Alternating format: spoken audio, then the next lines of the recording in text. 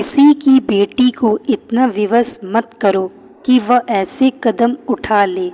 सुंदर, सुशील और शांत स्वभाव की होने के बाद भी उर्मिला जी को उनकी बहू रिया कभी पसंद नहीं आ सकी। रिया का दोष मात्र इतना था कि उर्मिला जी के इकलौते बेटे औरों ने उनकी मर्जी के खिलाफ जाकर उससे लव मैरिज की थी, जबकि वे अपनी बचपन की सहेली सौम्या की बेटी जानवी को बहू बनाना चाहती थी। उनके विरोध करने पर औरों ने स्पष्ट कर दिया था, मुझे जानवी जरा भी पसंद नहीं है मम्मी। उसके और मेरे स्वभाव में ज़मीन आसमान का फ़र्क भी है। आपकी मर्ज़ी से शादी कर भी लूँ, उससे तो निभा नहीं पाऊँगा। क्लियर बताए दे रहा हूँ, समझो ना आप। अरे क्यों पसंद नहीं है, इतनी अच्छी लड़की है, ऊपर से माँ बाप की प्रॉपर्टी की अकेली वारिस, सौम्या की इकलौती बेटी है। वो जैसे तुम हमारे इकलौते बेटे हो, तभी तो पूरी नक चढ़ी है। उसके नखरे झेलना मेरे बस की बात नहीं है मम्मी। फिर भी मुझे रिया पसंद है। मेरे ऑफिस के पास ही उसका भी ऑफिस है। कई सालों से हम दोस्त हैं। मुझे उसी से शादी करनी है। ये क्या बोल रहे हो औरो? ऐसा कैसे कर सकते हो तुम? कब से हम तुम्हें बताते आ रहे हैं कि हमने और जानवी के पेरेंट्स ने तुम दोनों का रिश्ता पक्का कर दिया है। दूसरी किसी लड़की को मैं अपने घर की देहरी नहीं लांघने दूंगी, साफ बता रही हूँ मैं भी। ओह कम ऑन मम्मी, इस बात को मैं तो हमेशा मजाक समझता आया था। आप लोग सीरियस थे, अभी पता चल रहा है मुझे। आपको अगर रिया का अपने घर आना मंजूर नहीं तो कोई बात नहीं, मुझे कंपनी क्वार्टर दे रही है, हम वहीं शिफ्ट हो जाएंगे। आप दोनों के सारे खर्च हम उठाते रहेंगे, ज़रूरत पड़ने पर हर तरह से देखभाल भी करेंगे। आप लोग निश्चित रहिएगा। पति रिटायर्ड थे और बेटा इकलौता कमाने वाला। भले ही उसने उनके खर्चे उठाने की हामी भरी थी, लेकिन क्या पता कब बहू कोई पट्टी पढ़ा दे और वो मुंह मोड़ ले। गहरे सोच विचार के बाद बेमन से उर्मिला जी ने उनकी शादी को अपनी स्वीकृति दे दी। यह बहू बनकर उनके घर आ गई और उसने आते ही घर के अधिकार काम अपने कंधों पर उठा लिए। उसने कंपनी से महीने भर की छुट्टी ले रखी थी ताकि हर समय साथ रहकर सास ससुर के करीब आ सके, उनकी अच्छी सेवा करके उनका दिल जीत सके। बेचारी सारी कोशिशें नाकामयाब रहीं। जी जान लगाने के बाद भी सास कभी संतुष्ट नहीं हुई। हाँ, उसके समर्पण और परवाह के कारण ससुर जी जरूर उससे सहानुभूति रखने लगे थे। वे पत्नी को समझाने का प्रयास करते रहते, पर बहू के पक्ष में उनके मुंह खोलते ही उर्मिला जी दुगना क्लेश करती। फिर स्वयं को असहाय पाते हुए वे सास बहू और बेटे के मामले में निर्लिप्त ही रहने लगे। वे शुरू से थोड़े दब्बू स्वभाव के भी थे। घर में कैसे भी करके शांति रहे, औरों की तरह वे भी सोचने लगे थे। अपने आप को अकेली और उपेक्षित महसूस करके रिया के अंतर मन में उदासी व्याप्त होने लगी थी। कहो तो वह सोच कर आई थी कि सब कुछ ठीक रहेगा तो सास ससुर की इच्छानुसार वह अपनी नौकरी, जिस बात में घर वालों की खुशी होगी वो वही करेगी। पर अब उसको लगने लगा था कि घर के ऐसे वातावरण में वह घुट घुट कर कहीं अवसाद की चपेट में न आ जाए। अतः छुट्टी खत्म होने पर उसने अपनी नौकरी पर लौट जाना उचित समझा। इस बात से उर्मिला जी के भीतर और अधिक चिढ़ भर गई। उन्हें लगने लगा था कि नौकरी के लिए बाहर निकलकर रिया उन्हें नीचा दिखाना चाहती थी, कमाई वाली आत्मनिर्भर होने का रौब गांठना चाहत है। अब तो अक्सर बहू को सुनाती हुई वे बोलती, महारानी जी बस नाश्ता खाना बनाकर निकल लेती हैं, घर के बाकी सारे काम पीछे छोड़कर, जैसे बाप ने 4 नौकर भेज रखे हैं। रोज़ रोज़ बाहर जाकर गुलछर्रे उड़ाने की आदत जो पड़ी हुई है। रिया अंतर्मुखी होने के कारण कभी अपनी घुटन किसी से बांट नहीं पाती थी। हाँ, औरों को थोड़ा बहुत अपने से अंदाज़ा होता रहता था कि माँ उसके साथ बुरा बर्ताव करती है, लेकिन वह रिया से ही समझदारी की उम्मीद करता था। उसे ही थोड़ा सहनशील बनकर चलने की सलाह दिया करता था। उसका सोचना था कि इस उम्र में मम्मी तो एक झटके में अपना नेचर बदलने से रही, हम लोगों को ही थोड़ा एडजस्ट करके चलना पड़ेगा। आखिर माँ की इच्छा के विरुद्ध जो शादी की है, फिर उसे मन के किसी कोने में आस भी थी कि अपने अच्छे व्यवहार से रिया जल्दी ही माँ का मन मोह लेगी, उन्हें अपने प्रति अच्छा व्यवहार करने पर विवश कर देगी।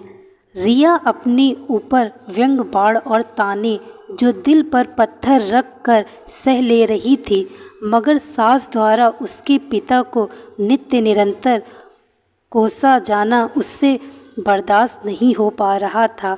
मायका ऐसे भी किसी विवाहित के लिए भावुक व संवेदनशील विषय होता है, जिस पर उठने वाली एक उंगली भी वह सह नहीं पाती। उर्मिला जी के दुर्व्यवहार के बाद हर बार रिया आत्ममंथन करने लगती। मेरे माँ पापा का क्या दोष है? उन्होंने क्या अपराध किया है? क्या बस यही कि उन्होंने बेटी की खुशियों को अपनी खुशी समझा है, बेटी के सपनों का घर बसाने के लिए अपनी सारी जमा पूंजी लगाकर उसे विदा किया है। ज़्यादा पढ़ा लिखा भर देने से बेटी के माँ बाप के फ़र्ज पूरे नहीं हो जाते। अच्छे संस्कार देना ज़्यादा ज़रूरी होता है, लेकिन जब खुद ही कुसंस्कारी हो तो लड़की को क्या सिखाए? उर्मिला जी अक्सर कहती, कई बार सुनाती चली जाती, अपनी लड़की को नौकरी करने के बहाने से खुला छोड़कर रख दिया था कि जा बेटी कोई अच्छा भला मोटा मुर्गा देखकर फांस लेना, ताकि हमारा लाखों का दान दहेज बच जाए। रिया का हृदय रो उठता। ऐसे अनर्गल आरोपों से कौन से माता पिता ऐसी शिक्षा देते होंगे, और मम्मी पापा ने अपने सामर्थ्य अनुसार दिया तो है। इन लोगों की मांग पर शादी की अधिकतर रस्मों में खुलकर खर्चा भी किया है। भले कर्जे में दब गए हैं, लेकिन बेटी के लिए कोई कसर बाकी नहीं रखी है। इन दिनों रिया से जब उसकी माँ मिलती तो पूछती, बिटिया तू ससुराल में अच्छे से तो रहती है ना? तुझे कोई तकलीफ़ तो नहीं? लाडो दामाद जी तेरा ध्यान तो रखते हैं ना? रिया का मन करता कि माँ के सामने दिल का सारा दर्द उड़ेल उनकी छाती से लगकर खूब रोए और अपना मन हल्का कर ले, लेकिन जैसे माँ की उम्मीदों से भरे चेहरे पर उसकी नज़र पड़ती, वह खोखली हंसी हंसती कह दिया करती, हाँ माँ, एकदम अच्छे से रहती हूँ मैं। आपके दामाद पूरा ख्याल रखते हैं। मम्मी जी पापा जी भी बहुत अच्छे हैं। माँ की आंखों में सुकून पसर जाता और रिया उसी में अपनी खुशी ढूंढ लेती। ऐसे ही रिया के घुट घुट कर दिन गुजर रहे थे। उर्मिला जी आज जैसी ही रसोई में गई, बहू वहाँ नहीं दिखी, बल्कि सारा काम आधा अधूरा फैला हुआ दिखा। मौका पाते ही फिर से उनका पारा गर्म हो गया और तुरंत उन्होंने बड़बड़ाना शुरू कर दिया। सारी रसोई फैलाकर कामचोर न जाने कहाँ मर गई है, फिर औने पौने सब निपटा कर निकल लेगी अपनी नौकरी पर। यहाँ ये नौकरानी जो बैठी हुई है महारानी जी के पीछे घर संभालने को, आज सोकर उठने के बाद से ही यह तबीयत कुछ अच्छी नहीं लग रही थी। औरों भी तब तक गहरी नींद सोया हुआ था किसी तरह रिया उठी तो उसे अपना सर घूमता और जी मिचलाता सा लगा, पर हिम्मत जुटाकर वह उठ खड़ी हुई। नहा धोकर फ्रेश होने के बाद उसे कुछ अच्छा महसूस हुआ तो वह औरों को बिना जगाए बाहर चली गई। रसोई में पहुंच सास ससुर को चाय बनाकर देने के बाद वह सबके नाश्ते और खाने की तैयारी में लग गई। उसने सब्जियां काट कर रख ली और मसाला पीस कर रख लिया। अभी वह आटा गूंथने सोच ही रही थी कि ऑफिस फ़ोन कर देती हूँ छुट्टी के लिए। उसे जोर की उबकाई आई और वह मुंह पर हाथ रखती दौड़कर अपने कमरे के वॉशरूम को चली गई। मुंह हाथ धोकर वह जैसे ही वहाँ से निकली, उसके कानों में सासू माँ के बड़बड़ाने की आवाज़ पड़ गई। भिखारियों ने अपनी कामचोर आवारा बेटी को आगे करके मेरे सोने जैसे बेटे को फंसा लिया। भगवान करे सच के भिखारी बन सड़क पर आ जाएं, कटोरा लेकर भीख मांगते फिरे। लगातार ऐसी बद्दुआएं सुनती और सहती आ रही थी रिया, मगर आज अस्वस्थ तन के कारण उसके मन की घुटन हद से ज़्यादा बढ़ गई और उसकी सहन शक्ति ने जवाब दे दिया। तत्काल उसने एक भयानक निर्णय ले लिया। शायद डिप्रेशन के दौरे जैसी स्थिति में उसका अपने दिमाग पर नियंत्रण न रहा था। सास ससुर के कमरे की सफाई करते समय वह उनकी टेबल पर नींद की गोलियों का डिब्बा हमेशा देखा करती थी। वह अनायास ही वहां जा पहुंची। देखा कमरे में कोई नहीं था। ससुर बाहर बरामदे में बैठे हुए थे। सास रसोई में अपने प्रलाप में लगी हुई थी। यंत्र चालित सी वह डिब्बा उठा लाई, अपने कमरे में वापस आकर दरवाज़ा लॉक कर लिया। फिर ढेर सारी नींद की गोलियां हलक में उतार ली और कमरे के एक किनारे बिछे काउच पर गिरकर गहरी नींद सो गई, दोबारा कभी न उठने के लिए। वहीं बगल में पलंग पर औरों अभी तक गहरी नींद सोया पड़ा था, इस बात से बेखबर कि उसकी दुनिया उजड़ चुकी है। उधर जब देर तक रिया रसोई में वापस नहीं आई, उर्मिला जी गुस्से में उबलती हुई उसके माँ बाप को गालियों से नवाजती हुई बाहर तक चली गईं, ये सोचकर कि बहू रानी जरूर ससुर जी को मक्खन लगाने कुछ लेकर गई होंगी और उन्होंने उसे पास ही बिठा लिया होगा। लेकिन बाहर उन्हें अपने पति अकेले समाचार पत्र में मुंह छुपाए दिखे। रिया का कहीं अता पता नहीं था। दौड़ती हुई वापस बेटे के कमरे तक गई। दरवाज़ा अंदर से बंद पाकर उन्होंने उसे बुरी तरह से पीट डाला। तो महारानी सारे काम छोड़कर फिर से कमरे में घुस गई हैं। आज नहीं छोड़ूंगी इसे, औरों से बोलकर इसकी अकल ठिकाने लगवाती हूँ। दरवाज़ा खटखटाते वे यही सोच रही थी। लगातार दरवाजे पर पड़ती जोरों की थाप से औरों चौंक कर जगा। भाग कर दरवाज़ा खोला तो माँ को आंखों से अंगारे बरसाती पाया। उर्मिला जी के बेटे को बाजू ढकेल कमरे में घुस गई। बहू को औंधे पड़ गए कर सोते हुए देखकर वे चीखने लगी, देख तेरी बीवी की मक्कारी।